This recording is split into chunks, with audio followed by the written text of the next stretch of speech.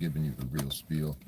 And here to talk to you today, as I always doing nonsense as far as I take the drive home. I'm here to talk to you today about the rise of Jewish hate. And we need to have real context of what's going on out here. The rise of Jewish hate. It's putting my phone in proper position for this scenario and starting the drive here. But we got to have appropriate context of the rise of Jewish hate. And first and foremost, I wanna be very clear that I have a lot of Jewish friends. I work in an amazing environment as an educator, where I have Palestinian, Jewish, Christian, Ashkenazi, Jewish friends. I have to call them friends because they are friends. And Palestinian friends. I have Islamic friends, Christian friends. I coach a team, mostly Jewish kids, basketball kids. Chinese, Jewish, Christian,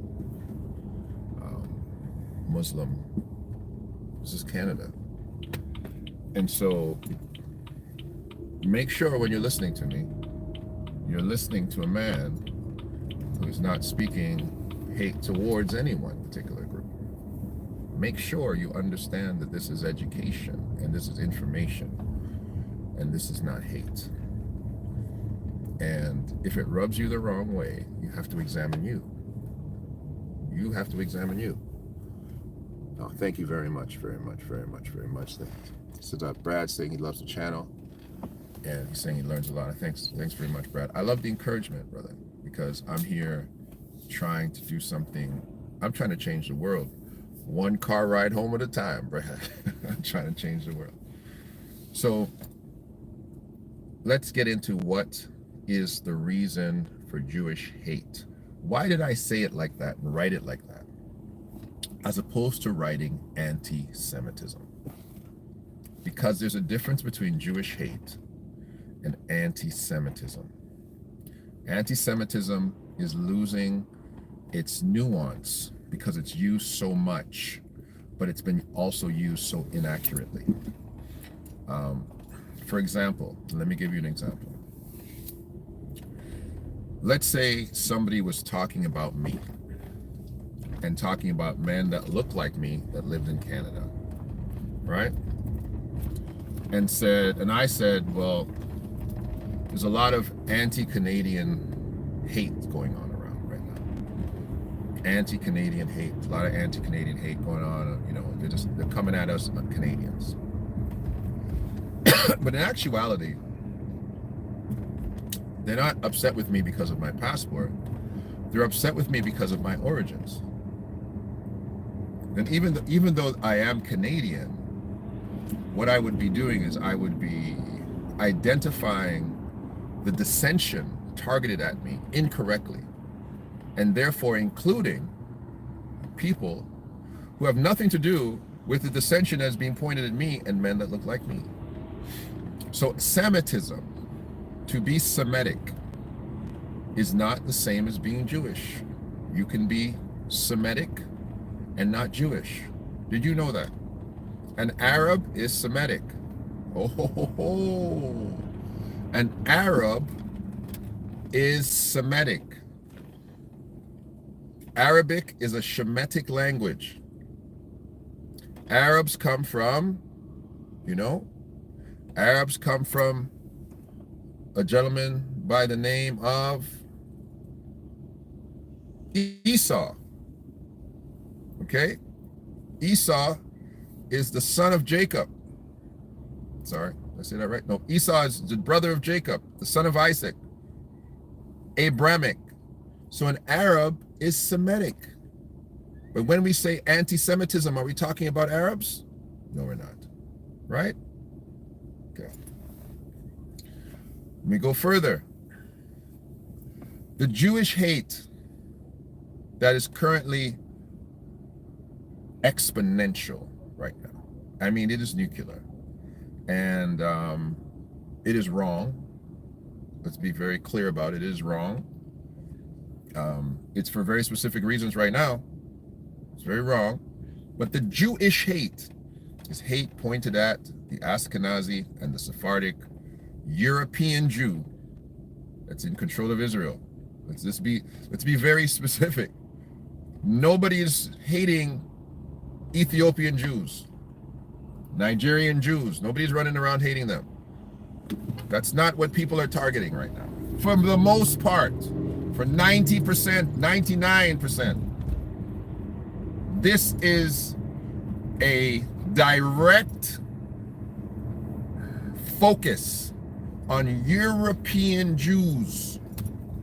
These are the people who have garnered this level of dislike from the Arab world and dislike from others who attack them for various reasons, and others such as Nazi Germany and those who propagate this Nazism mentality, and then others who have picked up this attack towards that group of people.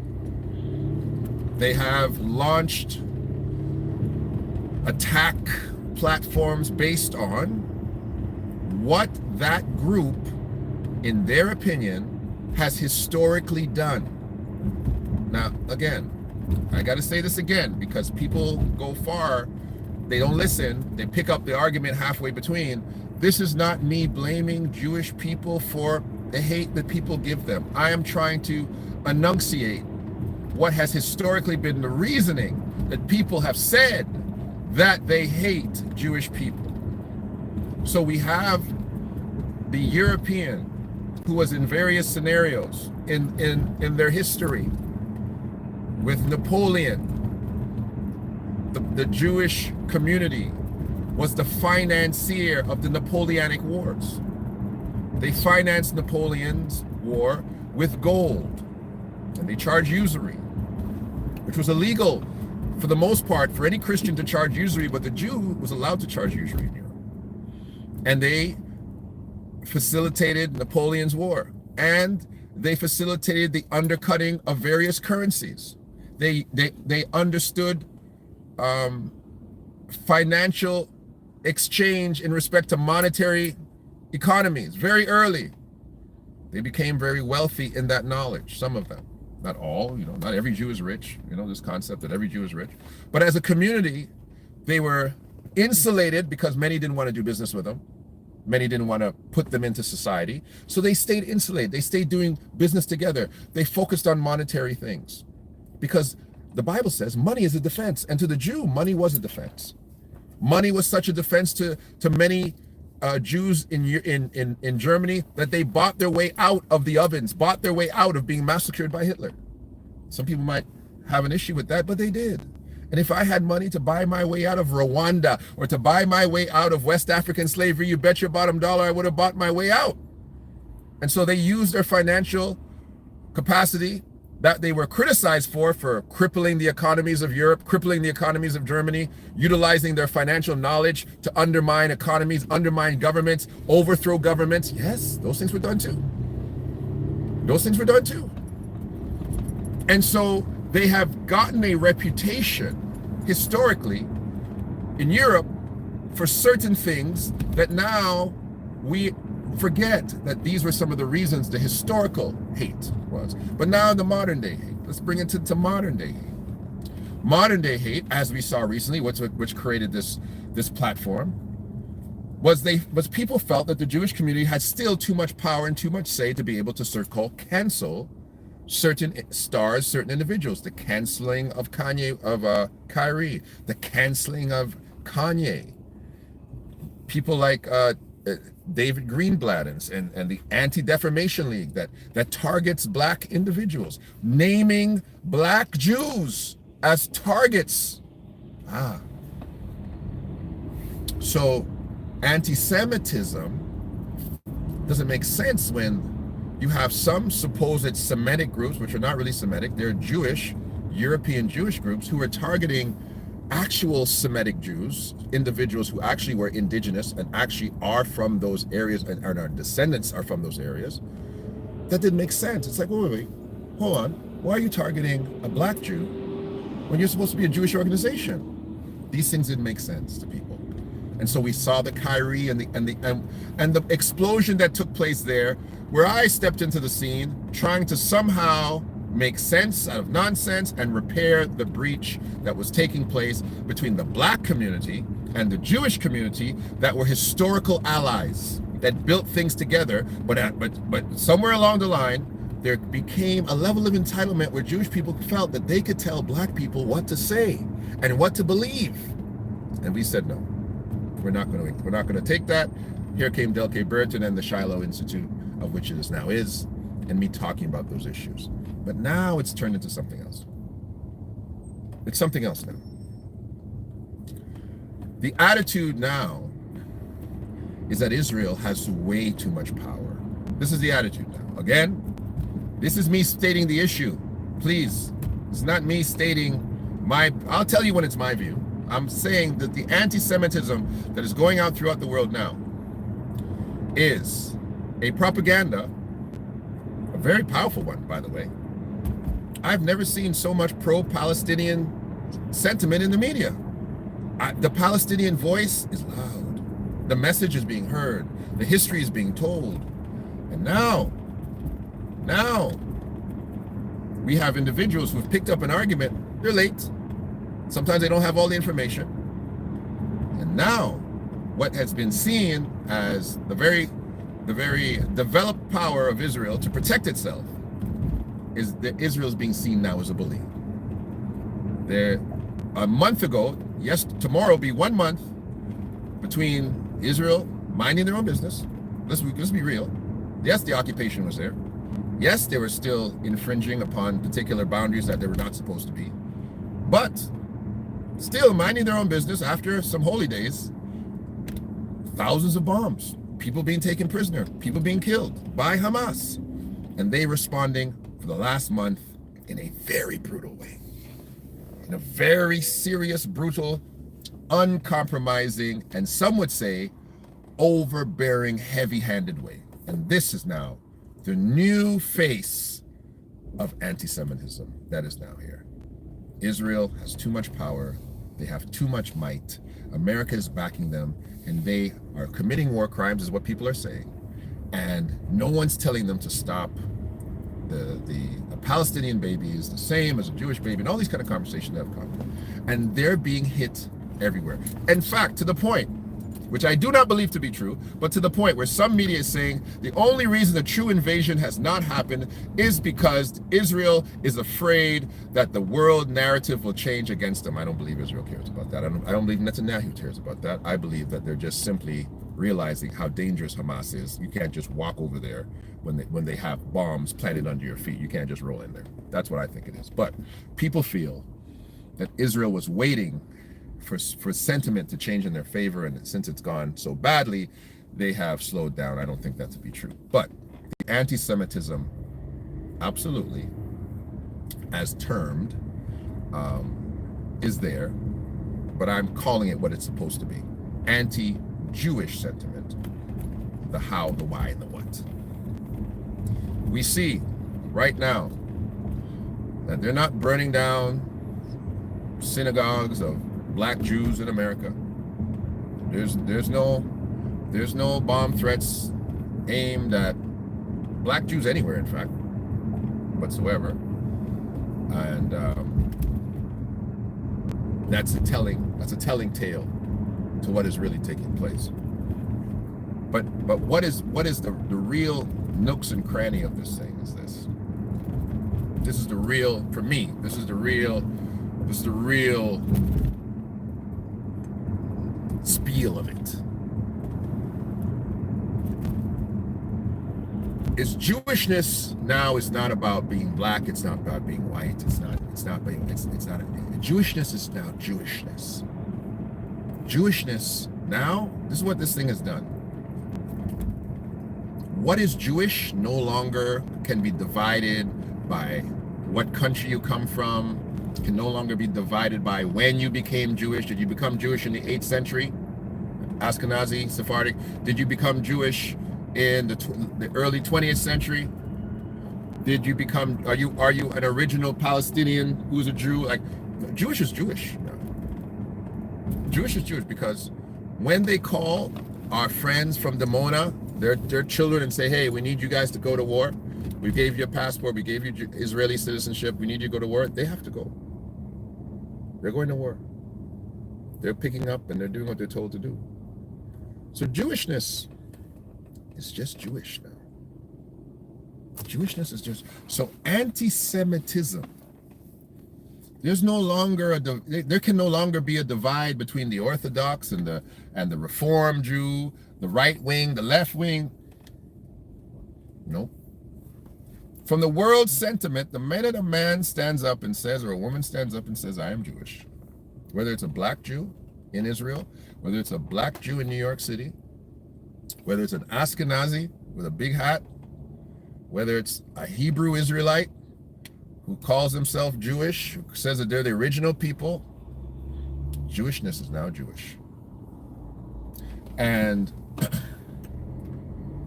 this is what I'm gonna speak about two sides of this argument. What is the stance of those who are black Jew, aka Hebrew, the liberal Jew? What is the stance? I've seen presently, you have a lot of Jewish pro-Palestinian advocates. You know what? I shouldn't say a lot because they highlight the fringe and they call it a lot. But there's clear social media voices right now that are clearly identified as Orthodox Jew or Jewish, and they are pro-Palestine right now. This is how far this thing is going. The young people, the young Jewish people are saying, hey, it looks kind of heavy-handed over there. It looks kind of bad. Some people say, I can't even watch the news. It's so saddening to me. I cry. What's taking place, what's happening. And the facts of the matter is, listen, ladies and gentlemen, this is just a war. This is not a Jewish war. It's not a Palestinian war. It's a good old-fashioned war. It's a good old-fashioned, as I said before, struggle for blood and dirt. Good old-fashioned military agenda of men with power. Doesn't matter what their religion is. That's what it is. And at the end of this, you're going to have now the people who are standing on behind particular lines. Because the funny part about this is when Hamas, and in the future, whoever launches an attack on Israel, they're not aiming at Netanyahu. They're aiming at the people. You know, Israel is trying to go after the Hamas leadership, but for the most part, civilians are getting killed. It's Palestinian young women and children are getting killed. When Hamas and whoever else launches their rockets, they're not launching them at the rabbinate, the Knesset. They're launching it at regular Jewish kids and women walking down the street. They don't care who they hit. This is not a religious war. Please don't get tricked. It's not a religious war right now. I'm a very religious man. I know the difference. This is not a religious war. This is a war. This is a war based on power, based on particular Zionist agendas, based on anti-Israel agendas.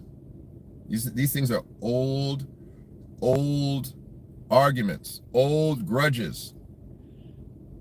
And one of the best things we can do in the world, Israel has done it halfway, but they didn't do it all the way, is get some of these old men with their finger on the trigger, brother. Old men in positions of power carrying old arguments, old traditional arguments.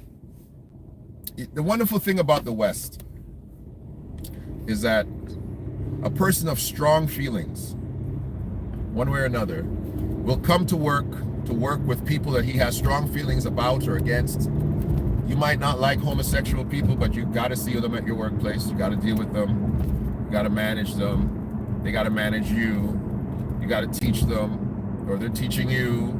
You got to ride on the subway with them. You got to take your food from them, or you got to serve them their food. You got to buy your clothes from them. Can't get around it. So you're going to have to develop, watch this ugly word, a word that doesn't exist in the Middle East right now, tolerance. You got to develop that. And old men with tolerance, old men without tolerance are sitting there with their finger on the trigger everywhere in the Middle East and in America. We got a young guy here running stuff in Canada. He don't got no sense, and thank God he don't got no army. But we've got a lot of old issues that are being brought to the forefront in this particular war, and we have media. The media is fanning the flames, and this fire is burning straight to heaven. Straight to heaven. Because yes, the good thing is it's no longer the one-sided narrative of Israel and pro-Israel narrative and pro-Israel sentiment, so that the conversation can never be had. Yes, people are now looking a little deeper into what their governments have been telling them about things, and, you know, calling people the boogeyman, and they're not the boogeyman. And even, yes, the Farsi lady said she had no idea there was Palestinian blacks. She had no idea there was black Hebrews. She had no idea. I said, you had no idea the indigenous people of that land are Afro-Semitic people? She said, I didn't know that, Del. I had no idea. I had no idea that those people were converts. Some of those people were converted in the 8th century and became Jew. I didn't know they were Jewish converts. The Ashkenazi is a Jewish convert. I'm sorry, we know that to be true. Their ancestors are converts. So what? I'm a Christian convert. But a convert nonetheless. And it would be silly of me to speak of my ancestry in a way where my ancestry didn't derive from, right? And the Holy Lands, everybody claims they're from there. Come on. We got 3 religious bases from the Holy Lands. The question is the indigenous people. Indigenous conversations have been those conversations almost everywhere in the world. Indigenous rights. This entire war is about indigenous rights. That's all it is. It's about indigenous rights. This is what it's about. These indigenous rights that I'm not going to say we, because I have nothing to do with that. They, colonizers, have dropped on the head of indigenous people all over the world. This is what this war is about. The only difference in America is that the Indians got, I guess, enough compensation that they don't feel they need to be terrorists and blow up the government in place. There's no occupation of their lands. There's no harsh treatment of them. So the indigenous of North America, who've already been drastically reduced and assimilated by whites to some extent too, but those individuals don't feel that they need to fight back. But in some places, the indigenous have been treated so unfairly that they feel like, of course I'm going to fight you. Of course. And then you throw other things on the table. The global political spectrum, where you don't have Russia going up to one of the Mi'kmaq tribes somewhere in northern Ontario saying, hey, we can give you some weapons if you want to take back some of your wetlands. Really? Oh yeah, we can get you a couple of missiles and stuff. You can launch that stuff to Ottawa, tell them to respect your situation. We don't have that here. But now with the global political situation of what it is, if the Mi'kmaq tribe had oil, it'd be another conversation, right? If they had uranium under their lands, it'd be another conversation. Hey, you know, you got uranium there? We looked from the satellite sky. That's you got a whole bunch of uranium there. We'll help you fight to get that land back if you give us a treaty for that uranium. They're not having those. So there's a geopolitical situation going on in these places. Iran, Iraq, right? That's bigger than the sentiment that is being told to you. This is not a holy war. This is not a holy war of Jews versus... It's not. It's old grudges, and it's indigenous rights. That's what it's about. That's what this war is about. And then last but not least, it's self-defense. Last but not least, you can say, hey, we didn't tell you to throw 2,000 bombs into our camp when you know we got nuclear power and we got the biggest bully in the world ready to come up here and help. We didn't tell you to do that. You shouldn't have done it. Absolutely. One of the things that is being missed, and I can't not say it, because there's so much very good, quality, competent Palestinian sentiment, it cannot be missed that you do not poke a lion in the eye and expect not to get bit in the behind. On October the 7th, people came in there, launched missiles, abducted and killed hundreds of people in another person's country. They are going to respond. And that's all there is to it. And so please do not act. As much as all of us want to have sympathy for civilians, and I use that word loosely, right? Because there's no such thing as a civilian in any of these countries. By the time you would get to 17 years old in Israel, you're in the army. So those are the whole nation's. There's no such thing as a civilian. A baby is a civilian. Individuals who work simultaneously with Hamas, we don't know who they are. We don't know. But at the end of the day, when civilians are getting killed, and it is the government's responsibility to respond, the question is what response is enough? And the secondary question is, have you now empowered them to over-respond? And that's what you're looking at. You're looking at a response beyond a response, right? Like, if Israel stopped right now, be very clear that there's a lot of damage been done. Yeah, okay. Hamas is beaten back. We've beaten back Hamas for 30 days, and we're going to let these people rebuild back their land. We think that they understand that we're not to be played with. That's not. We are going to make sure there's no Palestinians. This is what they're saying. This is what I feel Netanyahu is saying. We don't want any Palestinians in the Gaza Strip.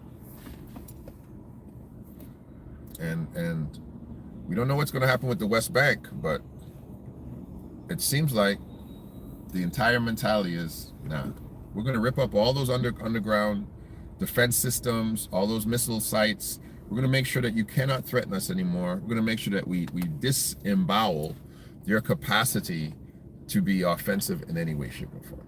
And to be honest with you, that's absolutely a very wise thing to do. The question is the method.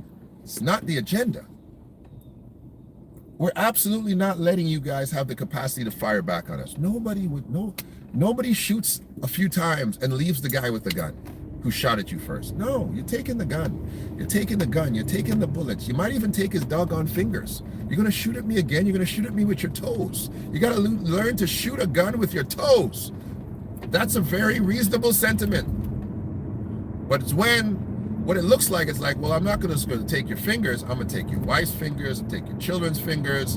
I'm going to take your neighborhood, every finger in the neighborhood. In fact, I don't want you to have a hand. I don't want you to have it's gone that far, right? It's not just taking the gun that's tried to shoot you. It's taking everything that has the capacity to even make a gun. They're going after the money people. They're saying, if you finance these guys, we're going to kill you. If you've ever given them arms, we're going to kill you. If you've ever made a plan and sat down and had strategy, if you've ever been a general or associated in any way, shape, or form, we're going to kill you. They're not stopping at just the guys who are sitting around there hiding in the rubble with guns. No. They're saying any conspiracy, any aid, any person, any supporter, any country that thinks that they're going to support these guys, we're going to kill you. That's where they've gone. And is it heavy-handed? Yeah. It's an absolute dictate of, we have declared war and we will stop when we feel safe. And is that what is the anti-Jewish sentiment in the world? Yes, that's where it is. It's right there. And I'll tell you right now, it's not an easy. I'm gonna read your comments right here because I can't see them I gotta lean in. It's not an easy philosophical conversation to have. When is too much with an enemy that dangerous to you? And then the other side of the conversation is, no, they're not afraid of us. They just wanted a reason to get us out of there. They're not afraid of us. They were never afraid of us. They've never been afraid of us. They turned off, this is coming from people I've spoke to in Israel, not Hebrew Israelites, not black Jews, but others who are not black, who are Sephardic Jews, told me, we believe this is a 9/11 situation. We believe that they allowed this to happen. That's what I was told from people I'm speaking to in Israel. I didn't make it up in my head. People in the government who are trying to put together government at least. Let me read what this says here. Based on history, I've noticed anytime Christianity gets involved, things tend to go haywire. Truly want to know. Love the content, but how would you respond if the Jews in Germany during the Holocaust responded to the Nazis? I listen. If a German Jew got together with enough weaponry to say we're going to wipe out every German in the world,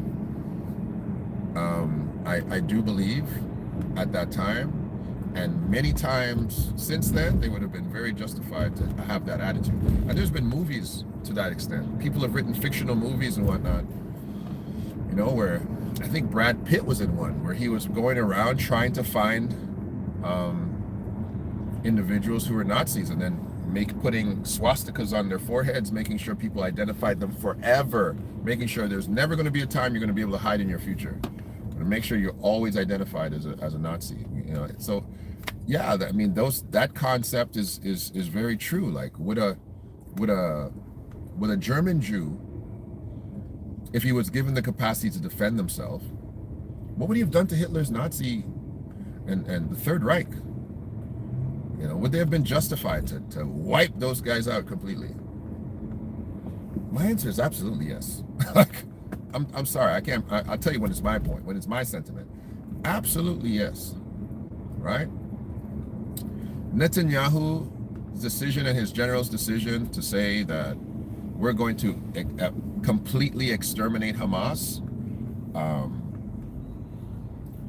I can't say there's a problem with that decision. His methods to blindly bomb areas that large groups of children and women and are in indiscriminately, well, that's not being done. That's not being done. They're telling them where to go. Okay, to bomb the exit route to the area that you have warned them that you're going to bomb indiscriminately, to give 1 million people 24 hours to vacate when the roads are not capable, and it's kind of a tight timeline.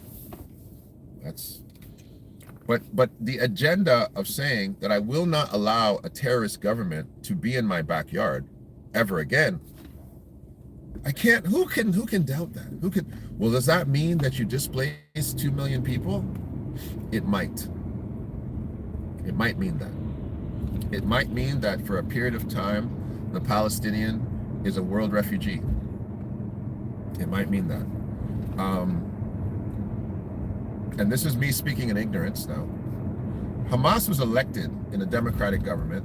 There's Fatah and then there's Hamas. Fatah is one other party, and then there's Hamas party. I do not know the relationship that Fatah and Hamas have together. I don't know. They're clearly two different parties. But to elect a group like this, and let's be clear, like there's 2 million Palestinians there, but those 2 million people absolutely knew that what was being built under the ground. There's participation going on. Hamas is essentially an extension, I believe, of PLO, the Palestinian Liberation Organization. There's always been a mentality to liberate Palestine, and there's a militant sentiment, of course, going out amongst individuals who feel that they've been occupied and that they need to push back. Absolutely. No people would sit back and say, we're going to let these guys push us around and not think about fighting back. But again, October 7th was the stupidest move in the doggone world for anyone to do. It was a very stupid move. It was a very stupid move. And knowing what Netanyahu and how he feels, what he thinks and how he feels about certain situations and what's going on there already, it's just not a smart move. And the Arab nations, I've heard rumor that Saudi Arabia is saying simply, listen, America has to step in or we will. I know the prince is young, but I believe that's where they're going. You guys step in or we are. And you know, the Arab nations, they barked very big at the beginning. They're not talking big now. To me, because I think if this hasn't done everything, it's done this. Israel has said to the Arab nations, don't play with us. We're not playing now. We're not here sitting around playing with you now. Okay? We're not going to play with you anymore. That's what the Arab nations know. Israel will act like a lion. Judah is no longer a lion's whelp. He's a full-grown lion. Let me see what you're saying here. So why are they during the Palestinian like that? There is an open-air prison. We've heard that. Tactical response, they've used before. Peace, the project for the greater Israel. Some authors of the project for New American history. Okay. I don't have a good answer, to be honest with you, why they're doing the Palestinians like that. When you declare war on a country, you don't care about their citizens. That's just this is one of the things that modern warfare and the Geneva Convention and actually just good old-fashioned civilization has robbed us of, is that war is not civilized. War is not fair. War is not unbloody. When something happens, when another nation bombs another nation, they must know the response is bloodshed, and we are going to kill you. That's war. We don't care about your children. We don't care about your mother, your father. War crimes? Who's going to hold us responsible? This is the modernness of this conversation. But history, who's been held accountable for war crimes? When have they brought any of these sons of guns and held them accountable? How come they haven't held France accountable and Belgium accountable? They haven't held those people accountable. They haven't held those countries accountable. They held Germany accountable. Germany's paying reparations to the last Holocaust Jew dies. They held them accountable. But they never held these other countries accountable. The colonizer has never been held accountable. Never. Never. Never. The American government has never been held accountable for what they've done. The Canadian government never been held accountable for what they did to the Japanese here. Took away their houses, put them in internment camps. The colonizers never act responsible. And the Israeli who colonized that area in 1948, the European, who is now a Jew, he's not holding himself responsible neither. It's war. It's war. And we, as people of peace, who don't want to see this kind of insanity take place and hope it never comes to our shores, have to understand that war is war. And they are at war. And there is no fair way to do war. They tried that stuff. Oh, when a guy's coming down in a parachute, you can't shoot him up there, he's helpless. Are you kidding me? Do you think if I saw a bunch of guys trying to land in my village, and I know that when they hit the ground, they're going to kill and rape and do anything else to my people, you think I'm not going to shoot them in the air because of some war act that was passed that you can't shoot I'm going to kill them where they stand. Do you think that, and again, this doesn't sound very good. I know you guys don't like this because I give you a level of rawness that I think, I'm not trying to be politically correct because I'm not afraid of you ninjas. I haven't said that in a while. But, and I know what the Bible says and all these things, but that your enemy is hungry, you feed him, and if he's thirsty, you give them water. But I'm not taking prisoners. I'm not taking any. I'm not developing a welfare system to take care of a prisoner who's coming to kill me and coming to attack me. I'm not going to capture you and make sure that you sleep well, make sure that you get 3 square meals, and make sure you're getting all your medicine. You came to kill me, bro. I'm gonna finish that deal really fast. So I understand that we have now civilized and we have modern concepts that are better, but these things are foolish to me. You know, you got to treat your war criminals. You got to treat your war, and these are reciprocal things that people want to do. Listen, if you catch some of our people, take care of them. We'll take care of yours too. That's nice. That's nice. How about we just stop fighting? How about we do that though? How about we just stop? Because if I catch one of your people over here, baby, I'm trusting it's not going to be nice. Like that's what should happen. But they've developed these conventional warfare mentalities that are, oh, it's a war crime. It's a war crime to cut off the water and the electricity. Are you serious? I need to make sure that my enemy has the capacity to read his maps that he's planning to come and kill me with. I have to make sure that he can drink water so he's hydrated while he's coming to kill me. No. No. No. Don't bite the hand that feeds you. No. And I'll tell you right now, nobody has to tell me twice that you're going to throw a bomb on my head before I pack up my family and get the hell out of Gaza. Nobody has to tell me that. We'll come back later. Our apartment building is in rubbles right now. I don't really want to live here. I'm not part of this fight. I'm just a regular citizen. I'm out. These things are extremely unfortunate. But when we now factor them into being things that now cause us to look at a little Jewish boy on his way to school, and you have an agenda to hurt that little kid, or now you see a little Palestinian woman walking down the street and you say, oh Lord, let me go do something to her, something's wrong with you. Something's wrong with you. And this is where we are. The sentiment, the Jewish sentiment, the anti-Jewish sentiment, I'm not calling it anti-Semitism because it's not. It's anti-Jewish sentiment towards European Jews. It's gonna be the worst it's ever been, and it's not about to stop. And I'll tell you right now, Netanyahu don't care.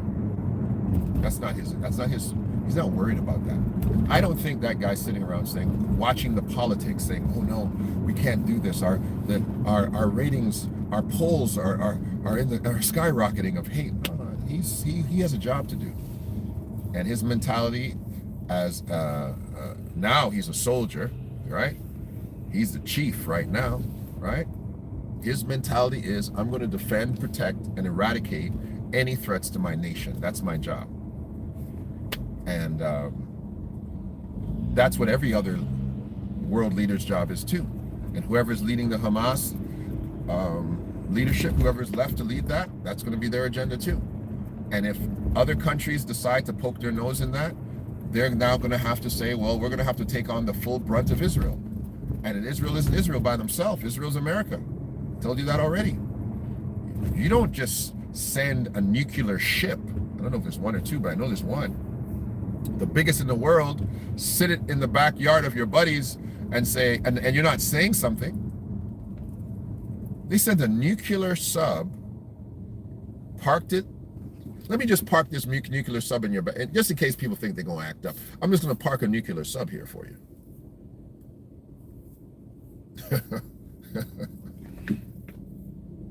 Israel can stop anytime they want, in my opinion. Will they? No, they're not. I think they've done a hell of a lot in the last month. I think they've done enough to justify a ceasefire. But why would they? Would you stop shooting and dealing with somebody who abducted your children and they still got them? I preached a story to you about Dinah taken prisoner, and then they come to try to negotiate. I'm not negotiating with, negotiations can't start until you release all my prisoners. So, ladies and gentlemen, I just want us to be fair, as I try to be fair. I think what's happening in Palestine, I think what Israel is doing is extremely heavy-handed. I think it's extremely heavy-handed. I think they're letting them have it. But as Hamas said, listen, we're releasing all the prisoners, and we would like to request a ceasefire. I don't know. I haven't heard that. We're releasing them. We're releasing every prisoner, every hostage. We're releasing them. We can't do this anymore. We can't allow you to continue to kill our citizens arbitrarily. If I made a grave strategic error, and I came for somebody and I made a grave strategic error, I'm coming for you, I've taken your money, I've taken your business, I killed a couple people, and I'm walking away and I'm feeling good about myself, and I get a phone call and say, hey, Brereton,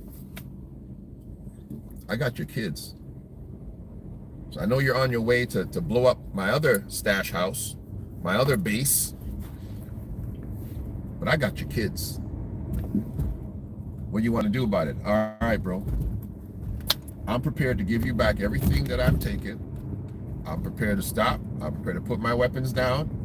But you got to release my kids today. I ain't gonna do nothing. But the second you release them kids, I'm good. We're good. We're cool. But you better release my kid. No, man. Like, you got to release hostages.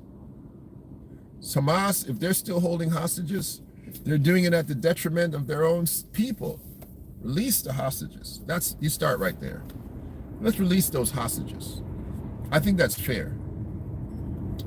And then we can sit down and say, yes, in Israel, the hostages have been released. You've made incursions on the Palestinian areas. You've wiped out a lot. You killed almost 9,000 people, I think it is by now. The numbers I've heard, 8,000 to 9,000. Hostages are gone. Everybody's accounted for. Even the dead has been returned. Then you can say, okay, Israel, let's hear from you now. But it's pretty difficult when you have, again, such incredible sentiment that you're hearing from the Palestinian side of the conversation. You're hearing incredible sentiment. You're not hearing from their leaders necessarily, from Hamas or anyone else. Well, Hamas specifically, rather. So now it should be a scenario that Turkey, that Egypt, listen, you guys, listen, let's figure this out. We got to, let us come in there, let's take them hostages out of there, and let's deal with a ceasefire, because first of all you Palestinians are not coming into Egypt. We're not flying you to Turkey like these Arab nations are talking, but nobody's coming to rescue Palestinians. Yeah, you see, come on now. Let's be fair. All these Palestinian spokespersons are all over the internet telling people what they should do, but I have not seen a pro-Palestinian nation say, we will accept refugees. I haven't seen it. Don't know if they don't exist. Maybe they do. Maybe I just haven't seen it. But I haven't heard that. The Jews who support Palestine, do you know about them? Yes, I spoke about them earlier today, Mr. Lee, or C. Lee. They're called neutral Carta, and Judaism is the original religion for the black man. Okay. Has to be a renegotiation. Yep. Yeah. Judaism isn't the original religion for the black man, bro. The religion of Elohim. Okay? The Elohim. Noah worshipped Elohim. That's the God he worshipped. Okay? Israel, aka Jacob, did not practice Judaism. You think it's semantics, I know. So let's not call it what it wasn't. It's become known as. but they worship the Elohim, right? Abraham referred to him as the Almighty God, right? El Shaddai. So it's the God of Israel, the God of Abraham, Isaac, and Jacob, the God of Noah. That's the black man's God. Always been. Never stopped. Right? So, but there has to be some negotiations. And we have to be fair. In war, some sides lose, some sides suffer great losses. I'm still trying to see, when I look in the history records, and I want to see, when did Congo declare war on the Belgians?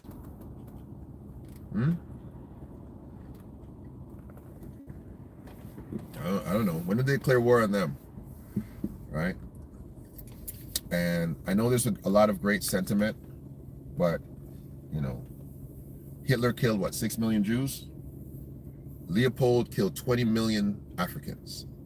20 million. 20 million. Don't talk about him, do we? We haven't created an anti-Congolese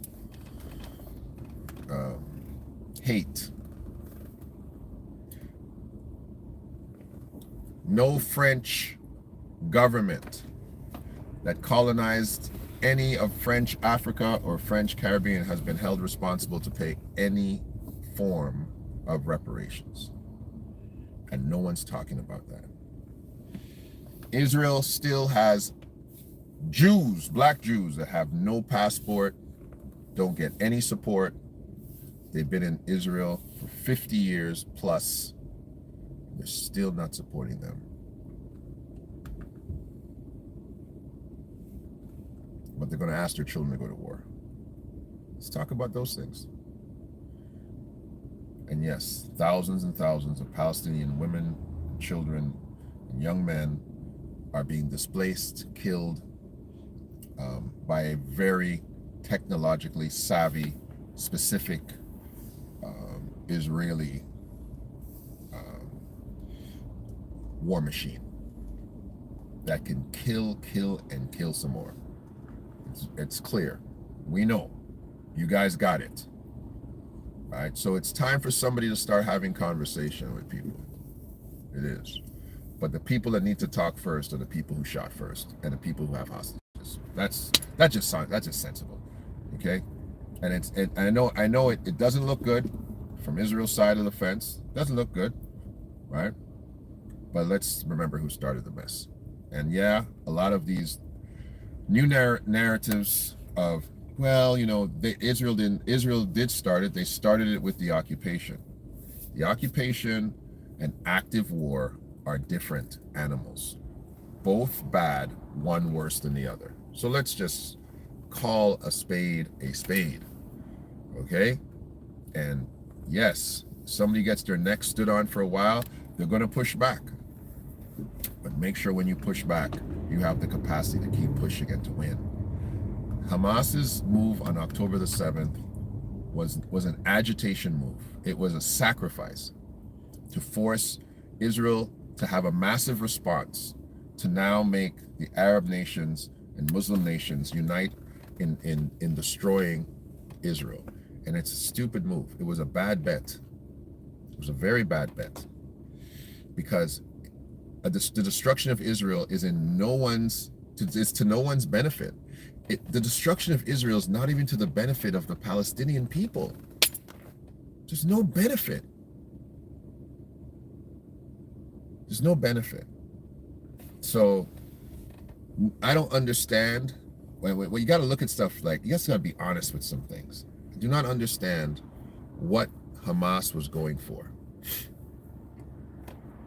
And if Hamas, to me, if anybody wanted October 7th to happen, if anybody who should have wanted, it should have been more Israel than Hamas. I wish they would attack me so that we could really wipe them out. That makes sense. I wish they would attack us because I do not see how any nation so feeble in its capacity to ward off its enemy, would think to do anything that foolish. That was a dumb move. That was a dumb move. And we are seeing the response of a dumb move. A month later, your country is essentially wiped out.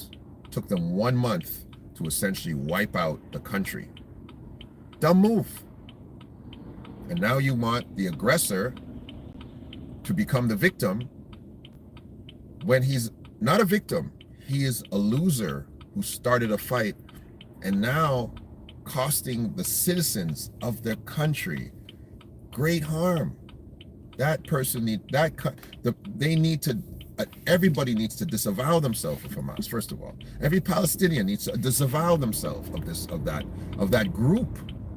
Like, there has to be something more done on their side of the table. And yes, Israel needs to open up the dialogue and said, we are willing to listen if they are willing to talk. Yeah, but again, if I'm winning the fight, I don't have to throw in the towel. I don't have to ask you how you're feeling when you started the fight. And I'm sorry, just a fair thing to do. It's a fair thing to think. It's a fair thing to say. I don't have a side. There are black people in Gaza also. Of course there are. Black Palestinians. That region is black. It's a black region. It's always been. And of course, and I say the same thing. I don't have a side. My side is just common sense. They live in a community called Ade Abe, and I don't have a side. Both prejudice towards us. Wow.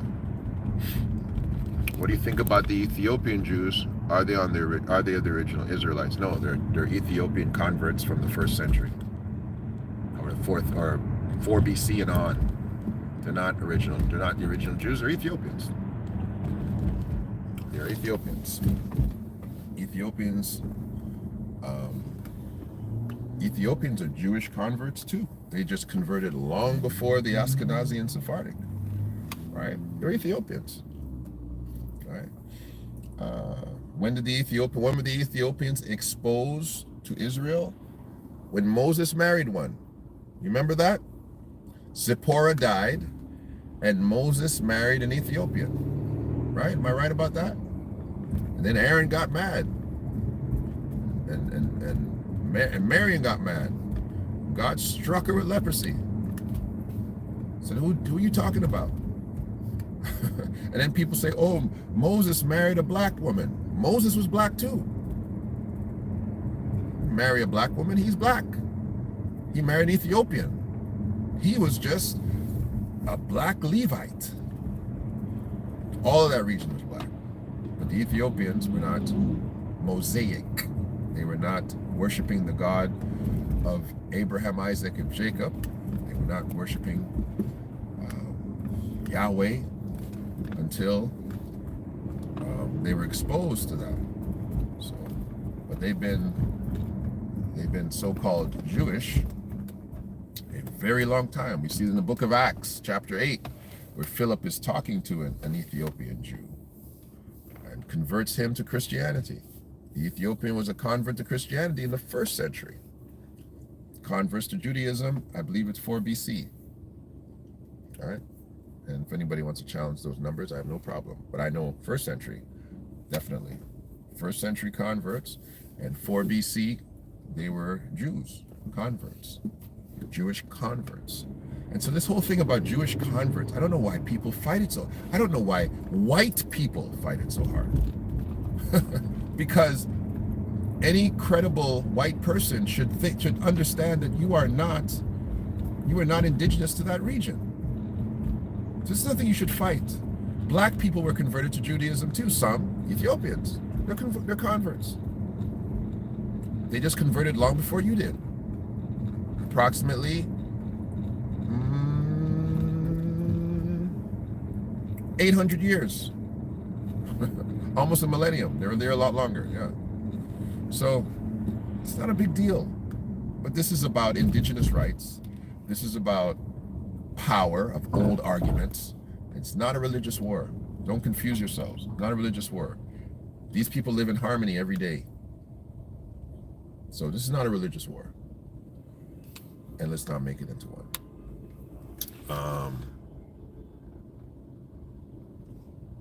Is their teaching better than the Ashkenazis? Let's sure. I love this conversation because I'm in traffic. So again, I'm not a expert on Judaism, so I'm not going to pretend to be, but I will speak of what I know.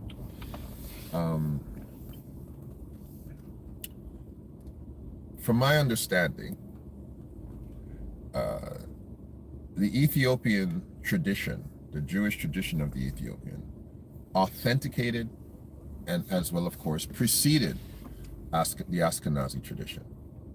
And therefore, they were very helpful in respect to firming up some aspects of historical Judaism. Again, I'm not an expert, but I'll speak what I know, and others can speak much better on this than I can. But in respect to conversion, the Ashkenazi's conversion methodology is very specific. They even wanted the Ethiopian to convert at one time, and then they realized, how can we make them convert to something that they actually gave us or preceded us in? So I'm not going to say that their teaching is better, but their process is different. And let's be making an analogy, right? Christianity in the 4th century had various versions of Christianity. There was Christianity from Constantinople, from Antioch, from Jerusalem, from Alexandria. Okay, their Christianity was different to the point that the emperor wanted Christianity to have some level of reform. Let's figure out what is essential to the faith. And so there is always a standard deviation of difference within these groups or these religious thoughts or these religious ideals or these religions. Jesus was dealing with the scribes and the Pharisees and dealing with the Pharisees and the Sadducees. So there's always a variety. There's always tribal aspects to religion. Right? The Levite was not a Reubenite, was not a Danite, was not a Benjamite. They were different. They had different responsibilities, different inclination. So again, I'm not going to ever disqualify an individual based on their practice method. The Ashkenazi has a right to be a Jew as much as the Nigerian has a right to be a Jew. And they have a right to present their own traditions to that particular faith. And if they are within the context of the orthodoxy of the faith, using the same books, representing the same tenets of belief, there's no reason to say which is better or which is not. The issue that I have, and we have this in Christianity too, a Roman Catholic will say, well, this child's been a Christian from the time we christened them. The Pentecostals say, no, they're not saved. They have to be baptized as an adult. Now you have to go and put yourself through baptism. And so even within the faith, we struggle and we fight and we say, no, you're not really a Christian. I am. And we do that all the time. Those are the arguments of religious men. With the devout, we live by faith. And we try as best as we can to follow the tenets of that religion and do what is called to be done. I am an apostolic, charismatic Christian, right? I lean to the eastern side of orthodoxy in respect to some things. I believe in the baptism in Jesus' name. I believe that's essential. I will never do anything else. I will never disqualify you if you say, that's not how I was baptized, Brereton. I was baptized in the name of the Father, Son, and Holy Spirit. I will not disqualify your Christianity. I will just say, if I baptized you, I would be baptizing you in the name of Jesus. I will say that my theological view of God is that He is one. He is not broken into a tripart being. I don't see God as one being made up of three persons. I see God as one being and one person. And I'll articulate Christology to you if you need that. So within Christianity even, we have differences. This is not the disqualification of anyone. The Ashkenazi is a legitimate Jew. Is he indigenous to the land? No. Is he legitimate? Yes, he's a Jew. Calls himself a Jew. He lives Jewish. He worships the God of Abraham. He wants that to be his God. He's a Jew. Scripture even says that that Japheth will sit in the tents of Shem. Like, he's a Jew. Leave him alone. He's a Jew. Whether he's black, whether he's white, whether he's Asian, and he wants to be a Jew, he's a Jew. The issue is, for us, many of us, of melanin's perspective, is who are the originals? And the original thing can be wonderful. It's wonderful. I can get original parts for my car, or I can get generic parts. I can get the pills that they prescribe, or I can get generic pills. The question is, does the car work? Do I work? Is it working? Is it a good thing? Right? And this is the conversation. This is the conversation that we continue to have. And I say it all the time. Pedigree will always show itself to be what it is, right? Colonizer will always be a colonizer. He will always come, he will always take, he will always cause problems, he will always kill, because he's a colonizer. And if he's a colonizer that converts to being anything, he still has his habits of his colonization methods, because he's never been taught out of his mechanisms of war and terror. So you can give a man religion, but if he has a methodology in how he builds nations and how he acquires land, if his method is he acquires dirt with blood, doesn't matter what religion you give him. Doesn't matter what religion you give him, because when it comes time for war, he's going to default to who he is, to his pedigree. You can train a dog to do anything you want. You can train that dog to dance and walk on two legs if you want to train that dog to do that. But ultimately, pedigree will be pedigree. Throw that thing in the jungle. Throw that thing in the bush. If it's a poodle, it'll die. If it's a pit bull, it'll live, no matter what you taught it to do. And so certain individuals who are colonizers will always colonize. You put them anywhere, they will colonize it. They will indoctrinate. They will use philosophy. They will make sure that they eradicate the truth. They will assume and be what they choose to be. And you know, history has always shown that to be true. The American white man is standing there pleading the Pledge of Allegiance, saying that he's American as apple pie. And his father is a Scottishman or an Irishman or a German or a Swede. But he says, we're American. Come on, I don't care if your ancestors were born in Baton Rouge, Mississippi, or New York's. The European that came to America as a colonizer. And he has to be honest, but yes, he's as American as apple pie now, but that's an America he created. And his legacy was built on blood. And they will never wash that blood away. Never. Their children will never wash it away. Never. And the blood that's being spilt in Palestine is on the hands of this generation, and their children's children will never wash it away. And Hamas, what they did on October 7th, your children's children will never wash that blood away. It's a bloody mess over there. And there's accountability on both sides. So nobody deserves to be on a high horse, and tears need to be shed for both sides. That's all I can really say about that. But I'll let you know, here at home, we're not about that life in here. We're not about that life. I've got some kids. I love them kids, and they're Jewish Ashkenazi boys. Some are Jewish Russians. I don't care about that.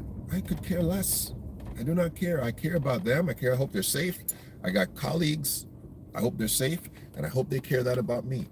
And I care about that Jew in Israel who is still being treated unfairly, that black Jew who's still being treated unfairly. I care about the white Jew that has put himself in harm's way. I care about that black Palestinian and that Arab and that white Palestinian, all those people that put themselves in harm's way because somebody has an old grudge and they're fighting over dirt. My heart goes out to you, bro. My heart goes out to you. But please, don't call me because I have an opinion. That's all I got to say about that. It's been 48 minutes, and I said a lot.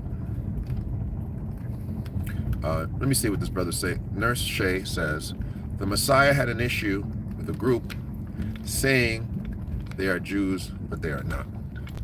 And Revelations. It's a Revelations quote. Riddle me this. Is a man a Hebrew based on birth, right, or belief? Hebrew based on birth. Jewish based on decision. Can I say it like that?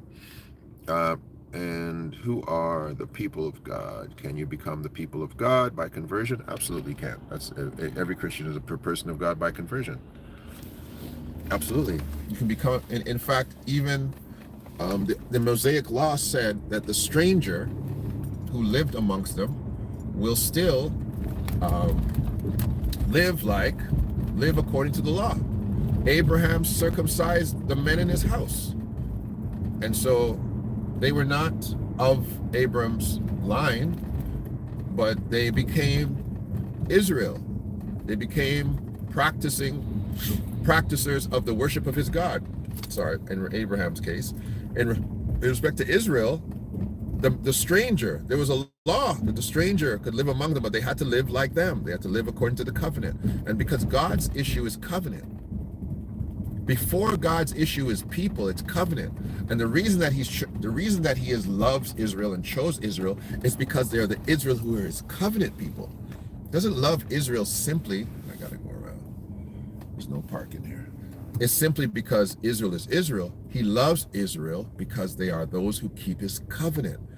And he has said very clearly that those who do not, they will be wiped away from their people. God's not playing with people simply because of what womb they came out of. That's not what he's doing. It's not about what womb you came out of. Okay? It's not about the indigenousness, essentially, of your ancestry that God is dealing with you. God is dealing with you out of covenant. Will you make a covenant with him? Why is Esau cut off? Esau's cut off because he broke covenant.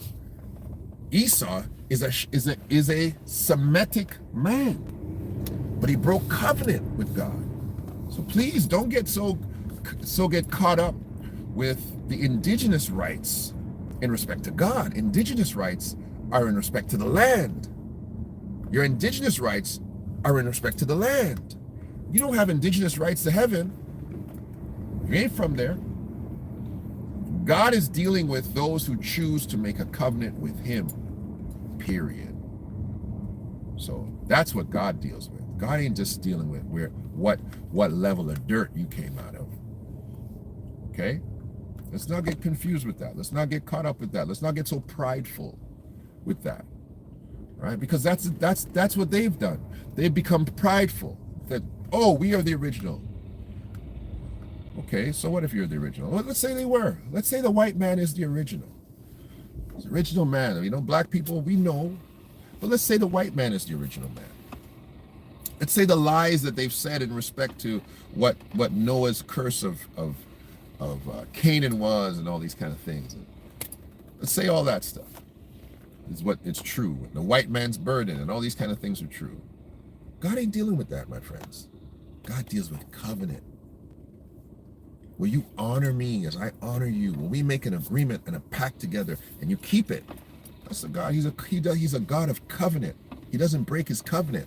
And if you keep covenant with God, Yahweh, the God of Abraham, Isaac, and Jacob, he'll keep covenant with you, my friend. Don't care where you come from. This is what Christ came to do. This is the Christian message, that God has assigned covenant to the world through Christ, and you can be in covenant with him as well.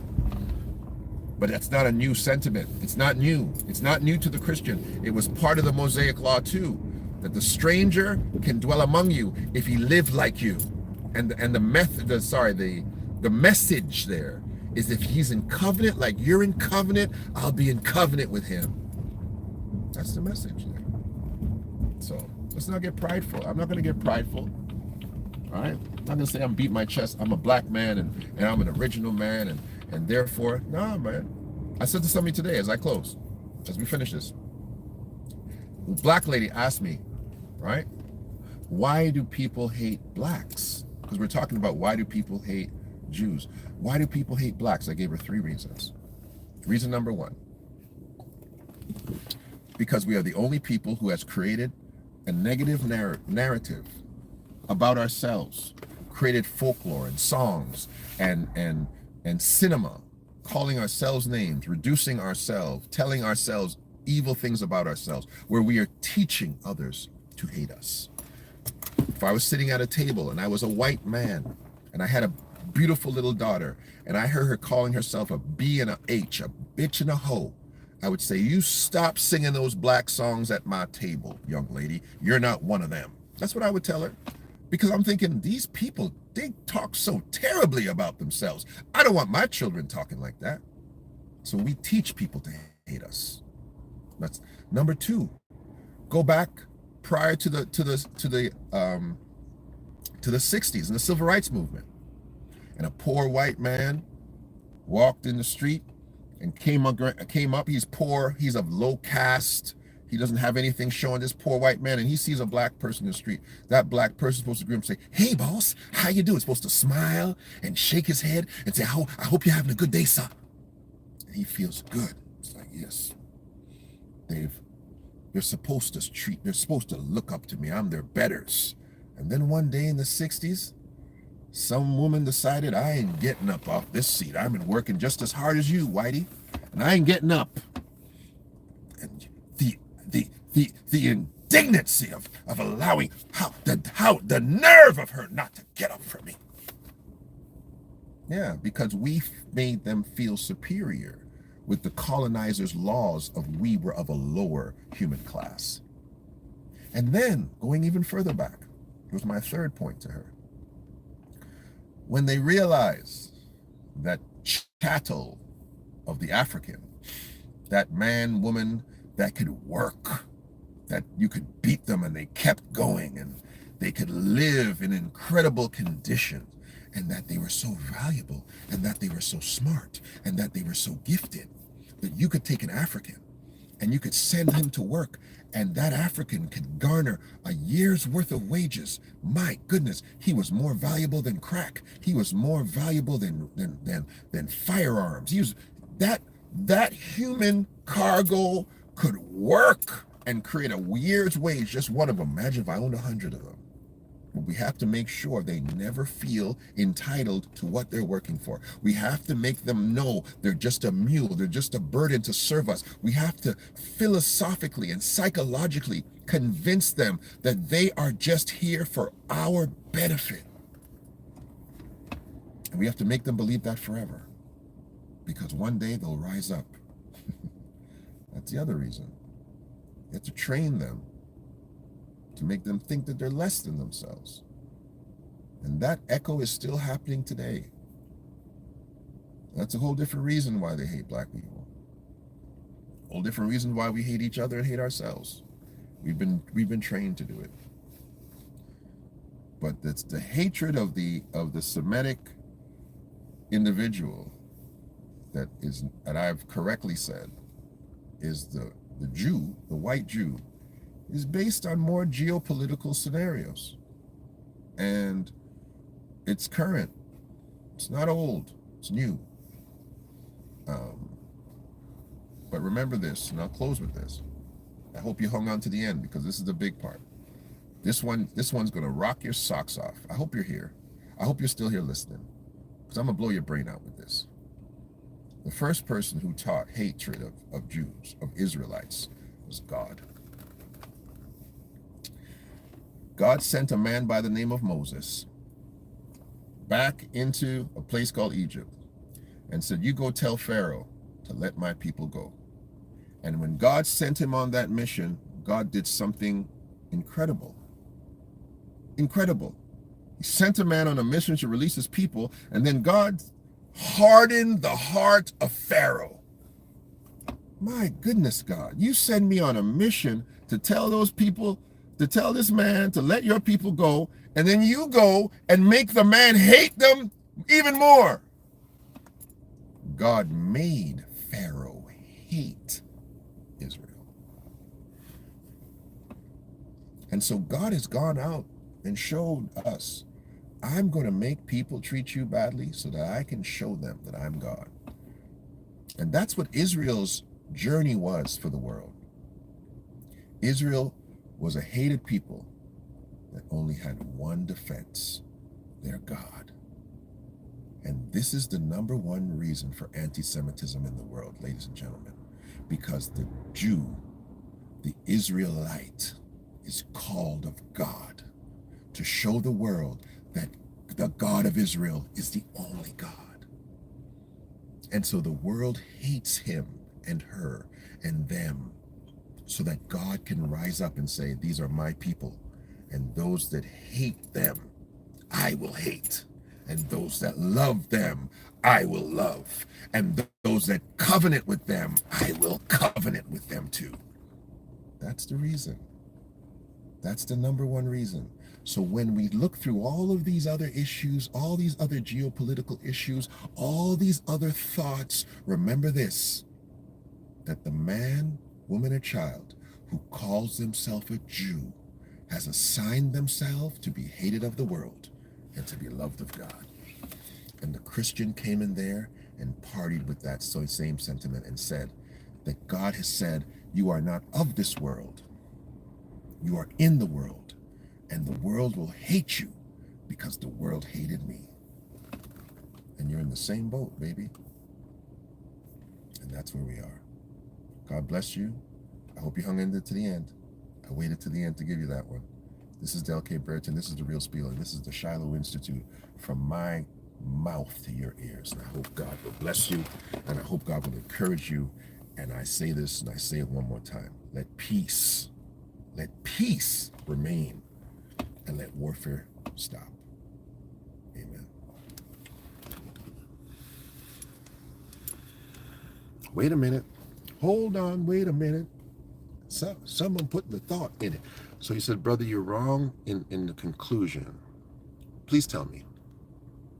Give me my conclusion. You think it's wrong? You think the conclusion is wrong? I think my conclusion is spot on. I think that anti-Semitism is actually the objective of heaven, so that God can show that he is God alone. He's done it throughout the entire Bible. Look for yourself and see. Look at every one of his patriarchs who he's allowed the world to surround and to oppress, and then God showed them who he was. Look for all the kings of Jerusalem and all the kings of Israel. Assyria attacked them, Syria attacked them, all these nations attacked them, and God showed himself. No matter how much you hate Israel, I am their God, and I'll deliver them. I'll even let them go into captivity for 70 years, but I'll turn Nebuchadnezzar into an animal. I'll let them know that they are my people, and you can't do anything to them. That's what I've seen in the scripture, and I have no problem having a conversation about it. Much love. I'll talk to you soon. Bye-bye.